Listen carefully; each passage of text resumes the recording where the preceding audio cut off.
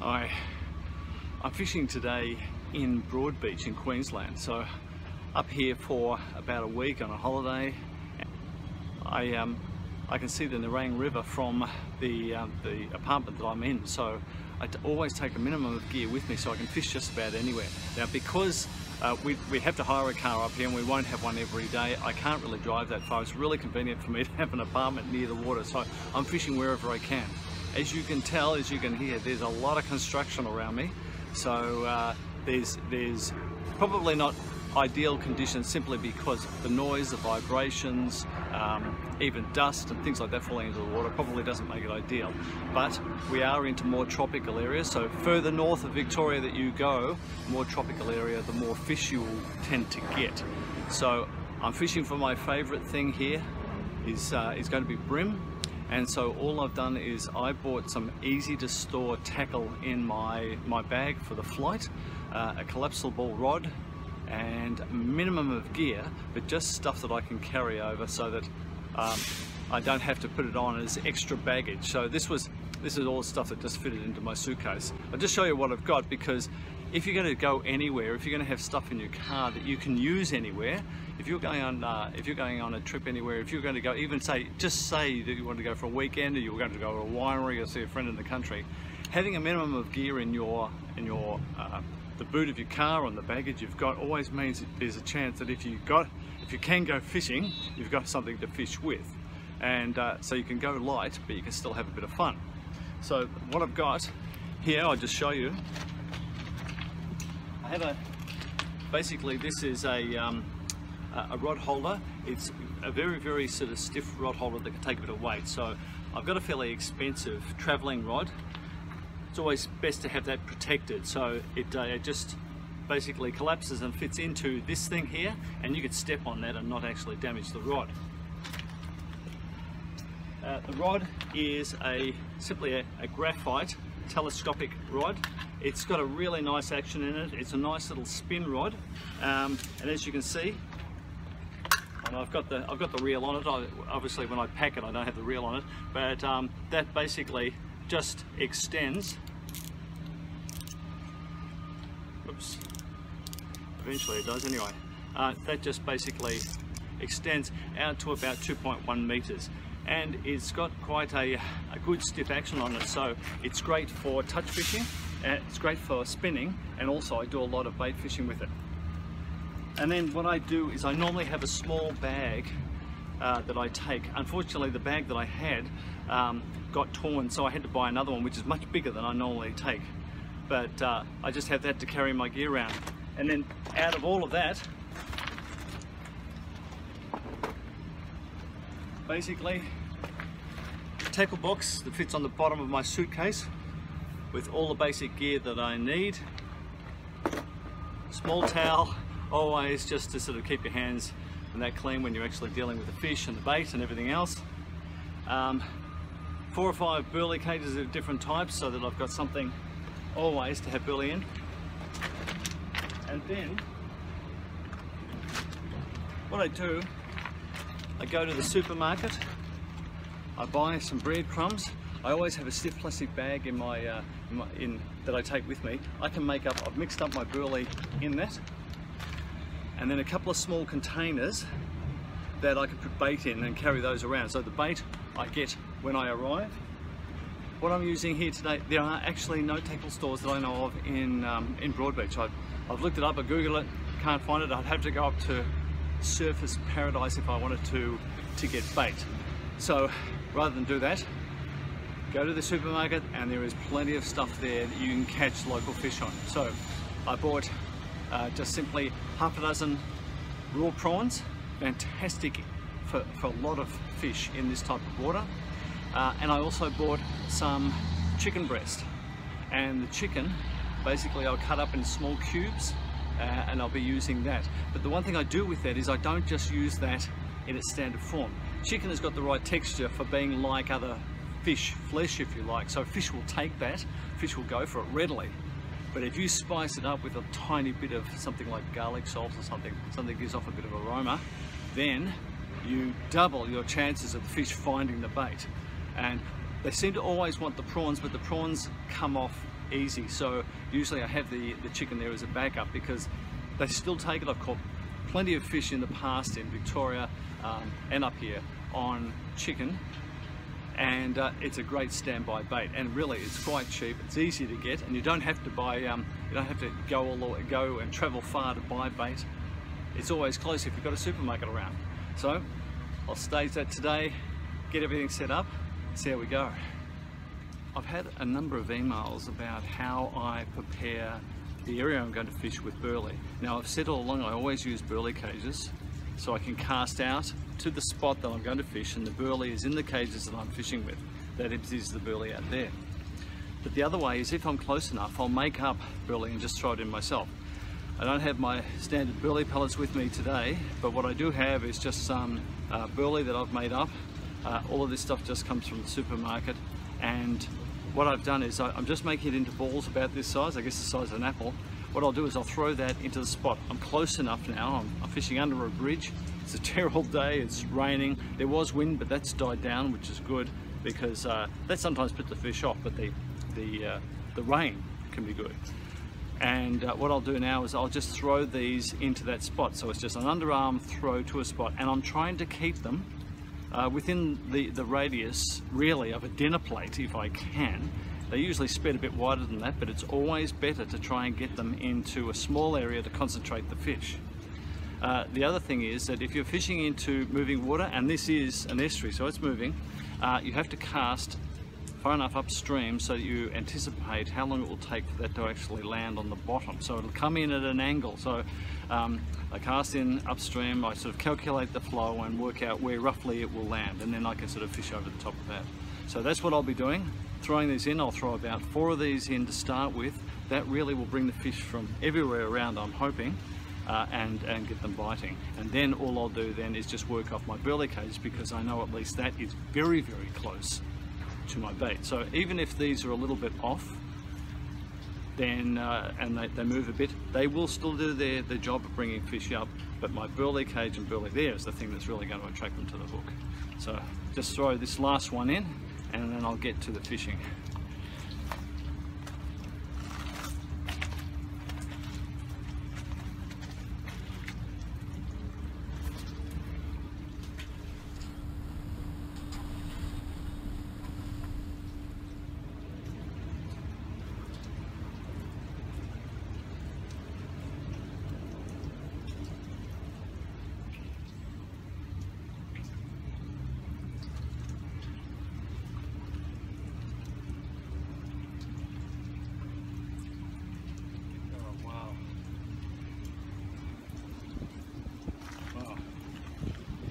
Jeez, yep, it's really made all the difference, hasn't it? Come up here for the big fish, here they are. Oh well. It's been a bit of fun anyway. Hopefully I can get something bigger. Well, I thought I had moved away from Melbourne to get away from small bream, but clearly that is not the case. Okay, let's see if we can improve on this size fish.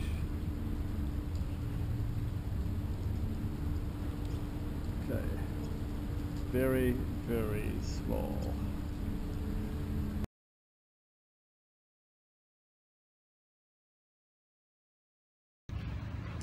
Well, I have just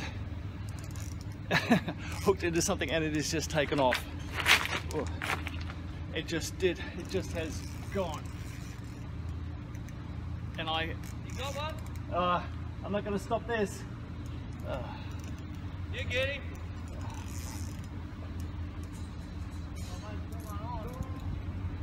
Got one on. He might be a bit light geared to pull him up. I am. Oh, damn it. What is he? Stingray? Something heavy like that. It's just been too slow. Real dead on the bottom? Yeah, it's probably right. Got a right.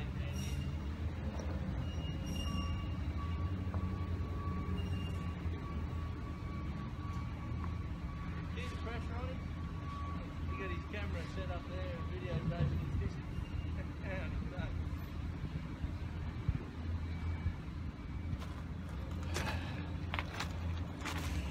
Well, that was interesting. Broke my line. I don't know what it was, but it wasn't stopping. Well, the reason it's a bit shaded here is I'm actually fishing under a bridge. But I got to say, I've been totally outgunned here today. I have never seen conditions like this before. There's been big splashes in the water here. When I missed that last fish, I had all the guys working on the roads up come to watch me fish, and they had some of their lunch down here. They've been throwing bits of bread into the water, which has been attracting the small fish, and there's been enormous swirls through that where big predatory fish have come through. And then the last thing we saw is two of the guys said that there was an enormous splash. Fish went everywhere. They left the water jumping out, and there were two sharks in here. They say about 1.5 meters long. So the trouble with that is, this is one of those conditions where, why don't you get fish on the day? Well, sometimes it's because something big comes through and it scares them all. And two sharks coming through like that, my God, that is going to really scare the fish off. But having said that, it quietened down for about 15 minutes, and I got a very hard take on the chicken that I had. The trouble was though, it just basically took off.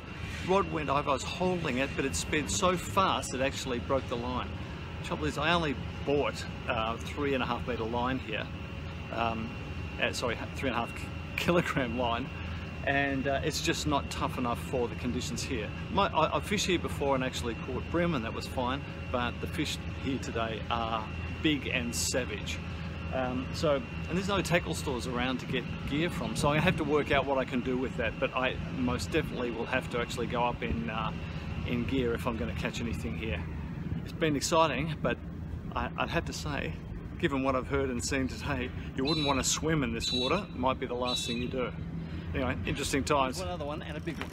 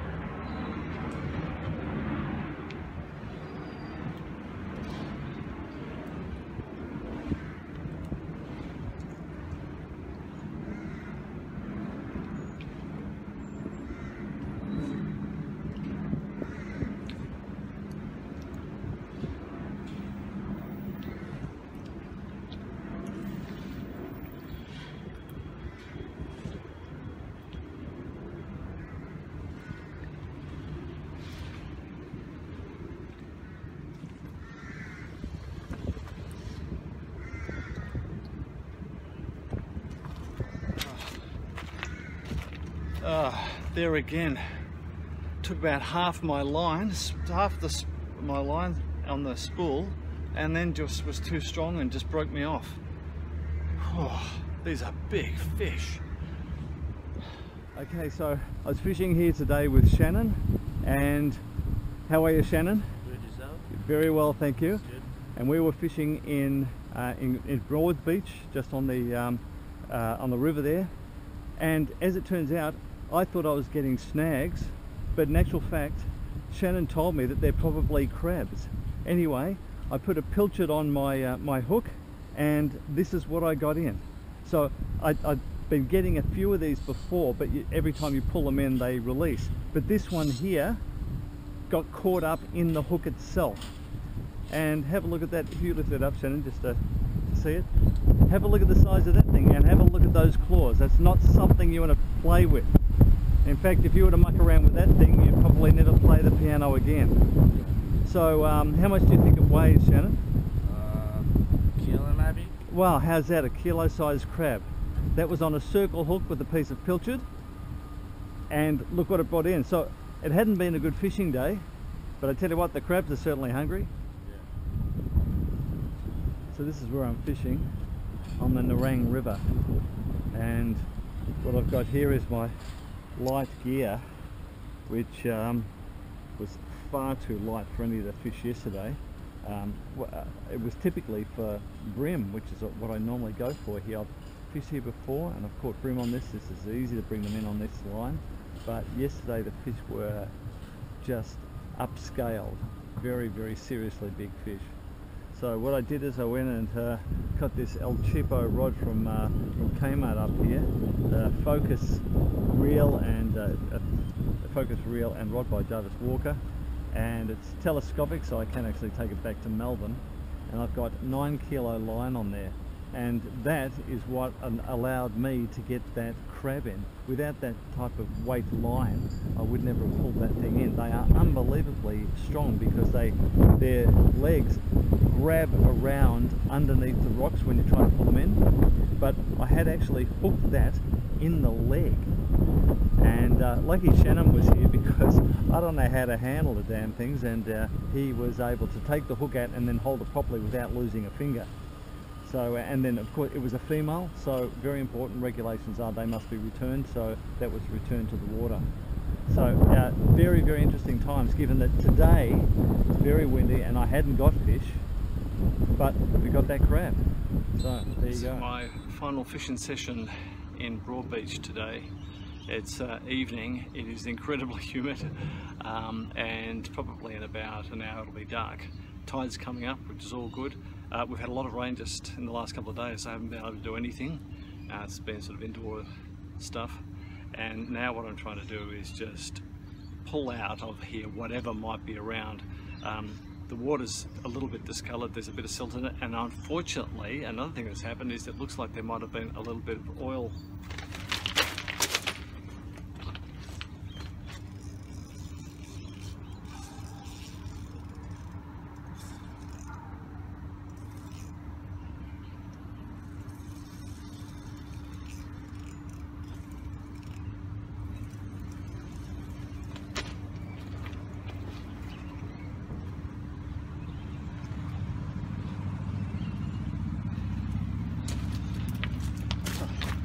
Well, what I was going to say is there's been a little bit of oil which I thought might affect the fish, but maybe not.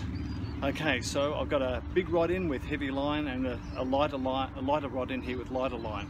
We'll just see what we can pick up, but at least there's a few fish about. This is a bream. I'm using this is a size 6 hook, bait holder hook. I'm using prawn on this. And the other one, I've got a size 2 circle hook, and I'm using nice big fillets of whiting, hoping for the really big stuff. So we'll see how we go, but this could be the only one for the night. We'll see. I haven't got that much longer to go, and I don't know if I can fish into the darkness here, but it's a start. Well, into another one. They are coming thick and fast. Now this is not a big one, but they are just everywhere.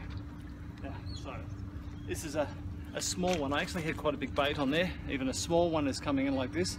But what I'm doing is I came down here to fish. Oh, I've got to watch my other rod as well. I came down here because it wasn't convenient for me, but the thing was, it was a rising tide and it looks like there's a low pressure system coming through. So as that is dropping, the fish, especially predators that are going to hunt, are coming in hard. So I'm hoping something might take on that big rod. Certainly they're looking for food tonight on this, so this might be a short period, because once the pressure drops and then stops, peaks if you like, what will happen is that the fish will go off the bite, and then they won't probably bite again until the pressure re-establishes itself at normal range. But it can be a really hectic fun for a couple of hours or an hour or even half an hour. I'll see what I've got.